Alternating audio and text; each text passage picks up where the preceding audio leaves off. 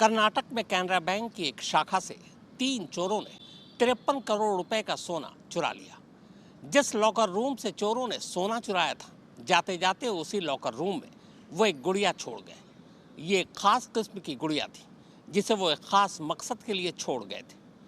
चोरों ने चोरी से पहले कई वेब सीरीज और फिल्में देखी और वहीं से उन्हें यह आइडिया मिला। ये देश में गोल्ड की हुई चोरी की अब तक की सबसे बड़ी वारदात में से एक है।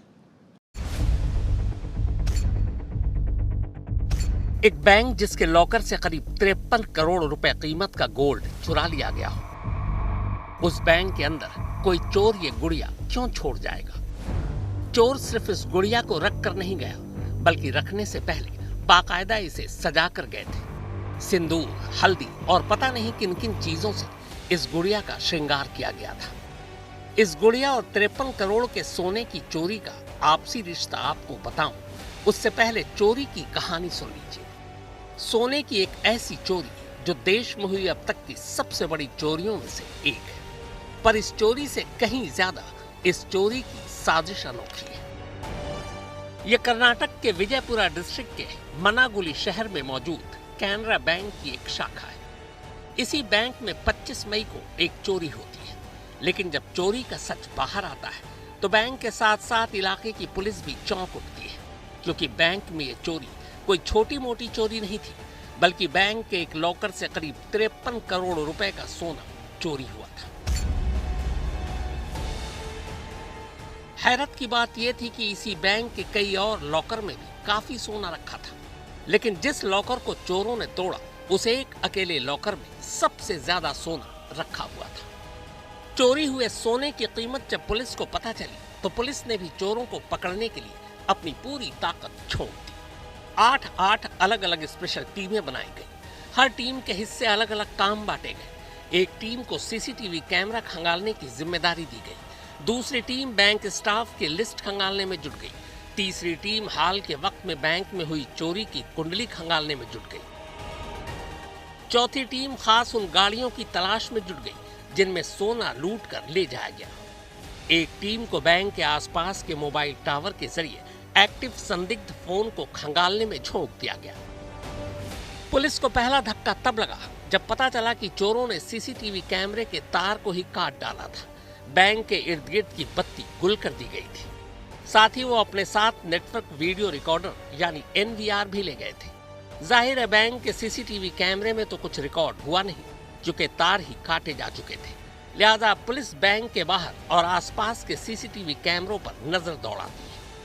काफी कोशिशों के बाद पुलिस को पहली लीड एक कार की शक्ल में मिलती है। हालांकि इस कार का कैनरा बैंक से कोई लेना देना नहीं था, लेकिन बैंक में हुई चोरी से कुछ घंटे पहले और चोरी के कुछ घंटे बाद यह संदिग्ध रूप से बैंक के आसपास ही मंडराती नजर आई थी।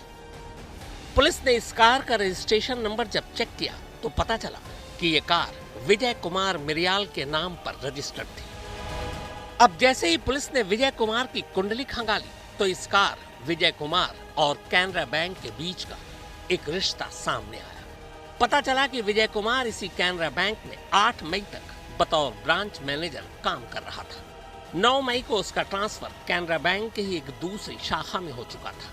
अब पुलिस के सामने सवाल ये था कि जब इस ब्रांच से विजय कुमार का अब कोई लेना देना ही नहीं था, तो फिर ऐन चोरी वाली तारीख यानी 25 मई को चोरी से कुछ घंटे पहले और चोरी के कुछ घंटे बाद उसकी कार यहाँ क्यों भटक रही थी? लिहाजा पुलिस ने सीधे विजय कुमार को उठाकर पूछताछ करने का फैसला किया। जरा सी मेहनत लगी और विजय कुमार ने देश में अब तक हुई सोने की सबसे बड़ी चोरी में से एक की पूरी कहानी उगलनी शुरू कर दी। कहानी के साथ साथ उसने कुछ सोने का सुराग भी दिया और अपने 2 साथियों के नाम भी उगले। विजय कुमार की निशानदेही पर पुलिस ने अब तक करीब 10.5 किलो सोना बरामद कर लिया है, जिसकी कीमत लगभग 11.25 करोड़ रुपए है। यह बरामद सोने का ही एक हिस्सा है जिसे पुलिस इस वक्त मीडिया को दिखा रही है। चोरों ने चोरी के बाद बहुत सारे सोने को पिघलाकर उसे नए नए आकार और डिजाइन में ढाल दिया था। सवाल है कि आखिर चोरों ने इतना सारा सोना कहां गायब कर दिया। इस मामले में चोर तो गिरफ्त में आ चुके हैं, लेकिन गायब सोने का रहस्य पूरी तरह नहीं सुलझा है। शक है कि कुछ सोना तो आरोपियों ने आगे किसी को बेच भी दिया हो गया। ऐसे में आने वाले दिनों में इस केस में और भी कई लोग राडर में आएंगे। सोने के साथ साथ अब पुलिस के पास विजय कुमार के दो और साथी चोर चंद्रशेखर निरला और सुनील नरसिम्हालू मौका भी हाथ लग चुके थे। अब तीनों चोरों ने 53 करोड़ रुपए के सोने की चोरी की पूरी कहानी सुनानी शुरू की। ये कहानी कुछ यूं है। ये पूरी साजिश किसी और ने नहीं बल्कि खुद कभी इस बैंक में मैनेजर रहे विजय कुमार मृगलिया ने ही रची थी। विजय कुमार को पता था कि कैनरा बैंक की इस ब्रांच में लोगों का काफी सोना रखा हुआ है। उसे यह भी पता था कि किस लॉकर में सबसे ज्यादा सोना है। इसी के बाद उसने चंद्रशेखर और सुनील को इस साजिश में शामिल किया। इसी साल फरवरी में उसने पहली बार इन दोनों को चोरी का पूरा प्लान बताया। सबसे पहले उसने लॉकर की डुप्लीकेट चाबियां बनवाई। ये चाबी उसने अपने दोनों साथियों को दी। चंद्रशेखर भी पहले इसी ब्रांच में नौकरी कर चुका था। तीनों ने मिलकर बाकायदा डुप्लीकेट चाबी से लॉकर को खोल कर भी देखा। बैंक मैनेजर होने की वजह से विजय कुमार को बैंक की सारी सिक्योरिटी, सीसीटीवी कैमरा और लॉकर रूम की पूरी जानकारी थी। पर साजिश में एक पेंच थी।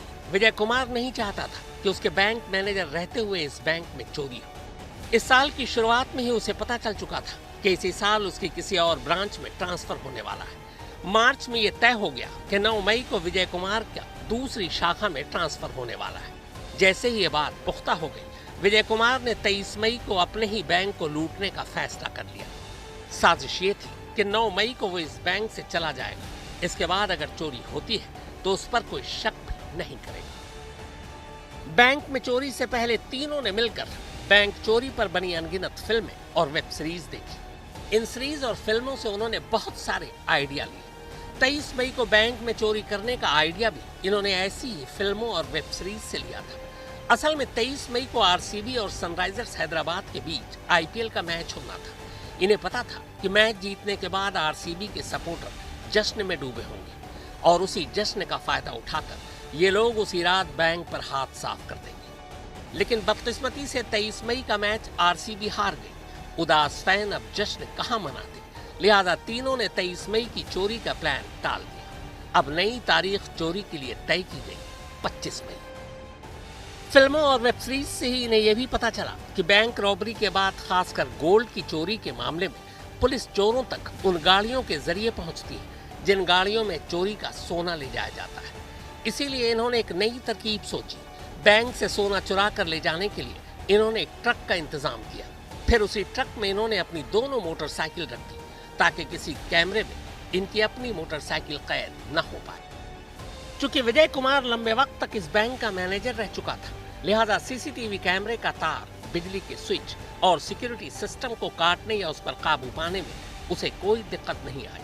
लॉकर की डुप्लीकेट चाबी 3 महीने पहले से ही उनके पास थी। रात के अंधेरे में बैंक के आसपास की बत्ती गुल करने के बाद तीनों बैंक के लॉकर रूम में दाखिल होते हैं और सिर्फ एक ही लॉकर खोलते हैं।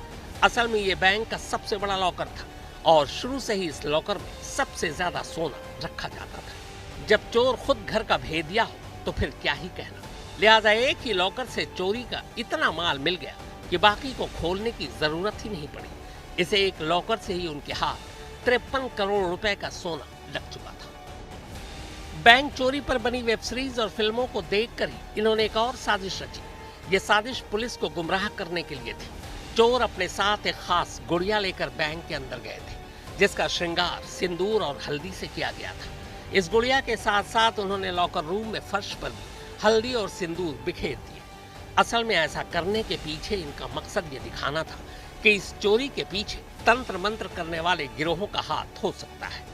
केरल और तमिलनाडु में कई बैंकों में हुई चोरी के मामले में इसी तरह की तंत्र मंत्र की चीजें सामने आई थी। विजय कुमार को लगा कि इस गुड़िया के यहाँ रखने से कर्नाटक पुलिस शुरुआत में कुछ दिनों तक उलझी रहेगी और उसकी जांच का रुख तमिलनाडु और केरल के ही बैंक के चोरों की तरफ होगा। चोरों ने जिस तरह बैंक में ये काले रंग की गुड़िया और कुछ सस्पिशियस चीजें रखी, उन्हें देखकर पहली नजर में मामला तंत्र मंत्र से जुड़ा लगा रहा था। जाहिर ये है पुलिस को उलझा देने की एक ट्रिक थी। असल में वारदात को अंजाम देने से पहले चोरों ने कई क्राइम सीरीज देखे थे और अलग अलग जगहों से इसके लिए आइडिया भी लिए थे। अब सवाल यह है कि जब विजय कुमार ने बैंक में चोरी के लिए इतनी परफेक्ट प्लानिंग की, तो फिर एक छोटी सी गलती कैसे कर बैठा? अपनी ही कार में बैठकर ऐन चोरी वाले दिन, चोरी से कुछ घंटे पहले और चोरी के कुछ घंटे बाद इस बैंक की तरफ क्यों आया? तो पुलिस के मुताबिक विजय कुमार चोरी से पहले इसलिए आया था ताकि आखिरी वक्त में बैंक के आसपास के हालात को देख सके, और चोरी के बाद इसलिए गया था ताकि ये देख सके कि पुलिस कर क्या रही है, और बस यहीं वो मार खा गया। फिलहाल पुलिस बाकी के करीब 42 करोड़ रुपए के सोने की तलाश में जुटी हुई है। सगैराज, मनागुली, कर्नाटक, आज तक।